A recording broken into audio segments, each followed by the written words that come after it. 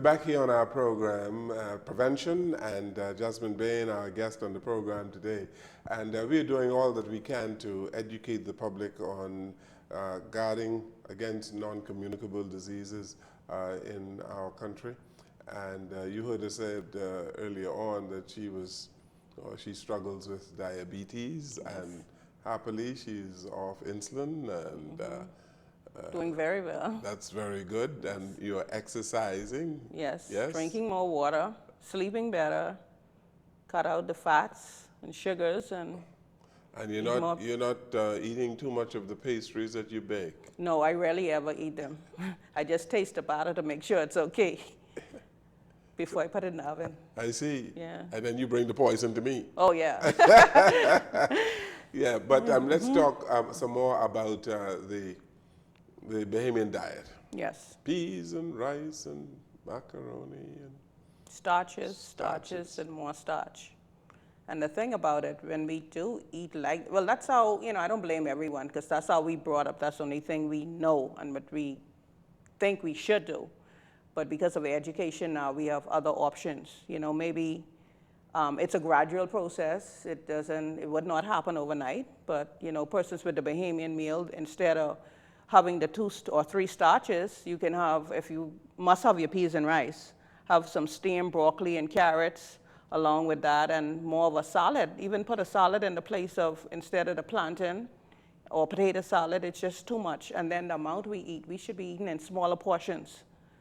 So, our plate should not be like that, much smaller. And if you feel hungry a little later, then you eat again, but not all one time until you can't move or you can't breathe. And plus, the meals aren't spaced out, because right after that, what's for dessert? So that's really heavy on the system, the body system. Yeah. Yes. And in addition to that, eating all of that, people consume a large sweet drink. Yes. So I encourage Bahamians, we could make a difference, start to read labels. Like I said, we have the internet. Anything you want to know, even recipes online. I remember going to, when I was in Bahamas Hotel Training College and high school, we had to tote heavy books. We had to go to the library, but now we have everything at our fingers. So anything you want to research, even like how I'm a diabetic, I do research. I find out what foods are good for me, what's not. I read a lot. So you got to educate yourself so you can know basically what foods are better for you and what time of the day you should eat it, because some things take a longer time to digest in your system. Yes. But we still need to go back to backyard farming. I'd say if we grow more of our stuff, or we bring in our fruits and vegetables from the islands where we don't have too much additives and fertilizers and all these funny stuff, to grow, and injecting even the chickens and stuff now, the way they're rearing them in the U.S. is not good. I watch a documentary on, the way they treat animals now. Most cows, and they usually eat grass, but now they're force-fed with corn. And corn is so hard in the system because in the U.S., the meat demand, everybody wants meat, and they can't keep up with the demand. So they'll have to force feed the animals or inject them with different things to make them produce in a shorter period of time. And that's not good, because whatever they eat, the chickens or the cows eat, we ingest that same food, and that's what causes, I think, different links. Persons could dispute it, but our cancer rate, you notice that it's up too. Yes, it is. All forms of cancer, it seems. Yes. And in recent times, we have been hearing a whole lot about stomach cancer or colon cancer. And so that is directly related to what you consume, eh? Right, the digestive system. And then all our food, when we eat it, ends up right in the gut. You always, you hear about the gut. It just stays one place. So if you don't exercise, you're just constantly eating, it builds up and builds up. Some persons don't even have a pass every day, believe it or not. They don't go to, they don't use the bathroom like they should. And they go days and they think it's normal. It's not. We eat, we put all kind of junk in our body, but we don't detox. We need to clean out or fast 1/2 a day or something, just drink water, or another recipe would be like an 8-ounce cup of room temperature water with 2 tablespoons of apple cider vinegar. And that's a detox. That helps clean out 2 tablespoons. spoons of apple cider vinegar Uh-huh. and an 8-ounce room temperature water. And while we're on water, That's the home remedy? yeah, that's one of the remedies to detox Yes. with. And while we're on water, it's very important that we don't drink cold water, because what cold water does, it hardens the artery. Think about it. If you eat a crack conch, that's already starch, that's grease. So what happens when grease meets coal? What happens when you say you put fat or lard in the fridge? What happens? It hardens the arteries. So the same thing happens, I mean, it solidifies. So the same thing happens in our bodies when we drink a cold Coke or we eat something greasy and we drink something cold, it hardens the artery. Yeah. Let's go back to the your home remedy of the apple cider vinegar. Yes. Does that have a negative impact on the lining of the stomach? No, it doesn't. Some people, pH system is a bit off, so sometimes it helps balance and regulate. Remember, a lot of the water that we drink now too, they come from all over the place. So it kind of, you have alkaline or you have acidic. A lot of times we are more acidic. We need to have our pH balance. The body needs to be balanced. So you're not doing that every day. You're going to do that detox maybe once a week, once every 2 weeks, but still do it. Compared to we just keep eating. Only time we kind of clean out if we get sick or we have food poisoning and we said, oh, well, that's good, then everything coming out. But no, it's supposed to be, in and out. It's supposed to keep the body, cleansed. Yeah. So detoxing should happen every other week or every week? Every week. Every For week. me, yeah, Okay. I think it should be on every week. Not a Okay. strenuous one, but something at least. And then too, give your body a break sometime. We don't have to, like I said, we eat too much, We eat in the mornings, I guess, for breakfast, and then we say we have a function at work. We eat lunch, and then we keep snacking. That snacking is not good. Because How often should you eat? Shouldn't you eat 3 meals a day? Breakfast, lunch, yeah, dinner? lunch and dinner, but you could even get away with 2.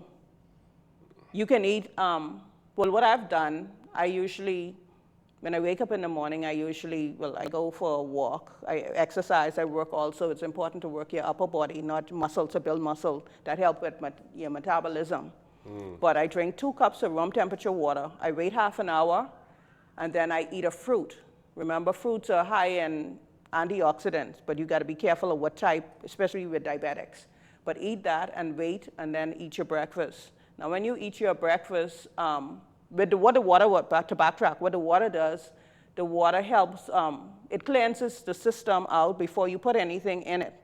So by you doing that, you would not even eat as much, because remember, you would have had the water there, and that would help with the digestion. You would not eat like a whole big breakfast. And the next 4 hours or 5 hours, then you can eat a sandwich and maybe another fruit, drink water during the day, and then lunchtime, I would say, or if you want to call it dinner, however you choose to, eat your heaviest meal, and then that's it. If some people say, well, I'm still hungry after a certain time, I don't eat after 6 p.m., because remember, the stomach's supposed to be empty when you go to bed. So I usually go to bed like 10:30, 11 the latest. So the body doesn't have to work as hard breaking down anything you would have ingested. Your body is empty, and you'll find out that you sleep better. Because remember, some persons, they toss and turn because the stomach is heavy. The body is, wearing them down. And the body was not designed to work like that. The body is designed to heal itself. So I drink one cup of water before I go to bed at night. And that would help cleanse your body also, get rid of the toxins in the body while you're sleeping. Let me ask you. Yes. What if you feel hungry in the middle of the night? You should not feel, I know, what if, right, Yeah, what if? What if? But you feel hungry. I think you say you go to bed at 11 or something? 10:30 usually, 10:30. yeah, Good. 11 if something. Let's say you went out to a function You're right. and you feel hungry. You got home and it's 11 and you feel hungry. Well, I'd say eat something think about it. Remember, back to when we were growing up. Eat something, maybe one slice of bread with maybe peanut butter. Peanut butter has a lot of protein in it. Bread, or a light, healthy cereal or oatmeal, something that's easy to digest in the system that the body doesn't have to work that hard to to deal with. So, I mean, it happens, but once you get on the body's like on a timer, whether we believe it or not. Once you follow, like what I mentioned earlier about eating those meals, and once you space it, I don't feel hungry. When I eat around 6, I'm sleeping. When I sleep, that's it. I don't usually wake up during the night I don't have that craving or want to eat. I want to sleep, and once I get that 8 hours or 7 hours in there, usually you don't miss it. But it's a lot of persons want to feel different, but they have to be willing to make the change. Yeah. You have to start somewhere. And sleep is extremely important, isn't it? Yes, you have a third. I just did some research. You have a third of the U.S. don't sleep. Either suffer from sleep apnea or insomnia. And I don't know what the statistics are here in the Bahamas, but I know I have a lot of friends. They don't sleep much, or they have a problem staying asleep. But because their minds are always going, or their body is unhealthy. That's what's happening. There's something going on that's preventing them from sleeping, drinking, If smoking. you're not sleeping, say, for 6, 7, 8 hours, then you are unhealthy? Not in all cases. It's different reasons why people don't. 4 hours sleep a night. No, that's not sufficient. That's not the good. body, no, it's not good because it does not give the body sufficient time to rejuvenate. Now, different age groups have different hours of sleeping. Like teenagers, between 13 and 18, they usually sleep like 9, 10 hours. Persons like maybe your age, I don't know your age, but You don't know my age, okay. But usually 7 to 8 hours is good. But the average person sleeps, if you do the survey, less than 6 hours or 6.5. They don't make that 7 hours. So that's a problem because the body doesn't have a chance to rejuvenate and heal itself. And that's why you had a show the other day on productivity. And why do you think, a lot of persons are unproductive? Because they're not well, or they don't get sufficient sleep. They have issues going on. So, it's a number of issues that's causing them not to sleep. You could have persons on medication where the medication keeps them up. You have persons who take a lot of caffeine or drink coffee or a Coke before they go to bed. All these things would cause them not to sleep. Television keeps you up too. Yes, that's what I'm saying. There's a number of things that do, but you need some quiet time. I always say, pray about it. We're strong-willed and we can't do things on our own. I had to ask God to help me in a lot of areas. And he said, ask and it shall be given. Seek ye shall find. Knock and the door shall be open. Yeah. So you have to we can't do it of our own free will because we're weak. We're undisciplined and we're kind of stubborn. You really need to know your body. Yes. And I tell people that you're the best physician for yourself. Yes. Even though you should attend a doctor, right. But you should know what is happening with your body, and yes. monitor the various things happening with you. Right, and you like you said, yourself. If you would know if something is wrong. Hey, I keep having this pain in my arm or my shoulder. Yes. Or sometimes persons say, I'm not claiming this. I'm going to take Bush, or I'm not going to. We have to face reality. And the pain in your shoulder normally is caused by inflammation. Yes, inflammation, or if you're someone who work out a lot, maybe you might have pulled a muscle, or it could be signs of a heart attack, especially it could be a number of things. So if you see 3 to 5 days, it's plaguing you and it's not getting better, you need to seek medical attention. We really need to take care of ourselves and our mind too. It's not just the physical part. It's our mind. We really have to, well, that's another story for another time, but all of that works together, Your mental health is extremely important. Yes, mental health is important. So your diet has to do with your mental health as well. Right, the way you think, the way you think or what you believe, the different myths that we hear out there, do this, do that. But we have to be realistic in this day and time. Things aren't just going to go away. Yes. Everything has changed. Like I said, we don't grow our own food. We're importing a lot of stuff that we eat. If we check in the food stores, the expiry date, some things are being sold. It could be a number of things. Absolutely. So yes. You know, I spoke with some healthcare professionals the other day, and we were talking about dementia or Alzheimer's. Right. And there is a connection between diet and dementia. Dementia or Alzheimer's caused by plaque on the brain. Right. And so you have to be cognizant of your diet and exercise as well. Right, and like I said, there's research going on right now. But just go on the internet, Google is our friend, you know. So you could, you know, look up a lot of things and do research. Some certain items, certain foods might trigger it. You know, just like persons who have seizures. I know someone who has seizures, and if they drink sodas or Coke or whatever it might be, different things, you have to know yourself, and you have to realize every time I eat a hot dog or every time I do this, I notice this happens. You have to pay attention.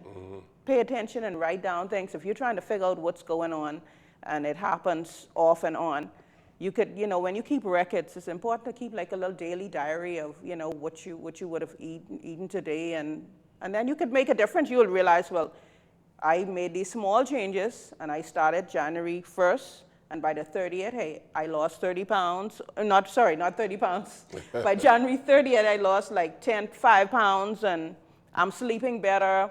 And then you try to figure, oh, what did I do different? But once you keep a diary, you can kind of figure out, you know, what's going on, and, you know, your doctor will be proud. We got to fix this country. I'm really, really concerned. I know you're passionate about it. Yes, and I plan to, you know, I intend to return home from school, university, and I'm venturing more into the health aspect. Although my degree is in food service management, I intend to continue on to do my master's, but right now I am plan to do it once I get sufficient funding. But I want to really help heal our nation, just with the simple things that we do. We have a lot of plants out there. We have our great-grandparents and our grandparents, look how long they lived on the island. My granddad lived to be 96 years old. My great-grandmother, the same thing, 90s. They grew up on the island. They grew their own food. They went to bed early, if you think about it. But they got up, or they were early risers, and they worked. They were physical. They were out in the field. Right. You know, they didn't have that I know of any really bad habits, but they slept well, and they took care of themselves. They never, you know, most of them never went even to a doctor. They had the bush, the trees out there, and, you know, we have persons doing research now with the different plants, and I think it's out there. We just need to know what it is and how to do it and what to do. But we have to stop putting all the junk in our body, unnecessary stuff. You've been wonderful. You know, when I speak to you, it's like I'm speaking with a physician, because you have spent a whole lot of time researching this. Yes. And it's good to hear a chef speaking so authoritatively on these issues as you do. Right, and I have to be an example. What I'm telling you today, it's not based on what I heard and what someone told me. That's why I want to be a living example. When you met me for the first time, you saw, you know, what I looked like, and even now, your skin, everything changes. Yes. And I want to be an example and show persons it could happen. If it happened for me, it could happen to you. But you have to want to change. You have to sacrifice something. And you have to work at it. You have to work at it. It's not easy, but you got to sacrifice something. Yes. You know, if you that serious and you really want to live. Yes. You know, too many of us die in too early. It's no reason for that. Jasmine Bain, it's good to see you. Thank you so very much for being here. Thank you too. My pleasure. And do well in Johnson and Wales, and come back to be with us soon and spread the word. When you leave in a couple of weeks, eh? Yes, I leave September 5th. Very good. Yes. Okay, good. Thank you very much. Thank you too. Thank you, Thomas. Thank you for watching and listening to our program, and we trust that it has been useful, quite educational. Good evening, everyone.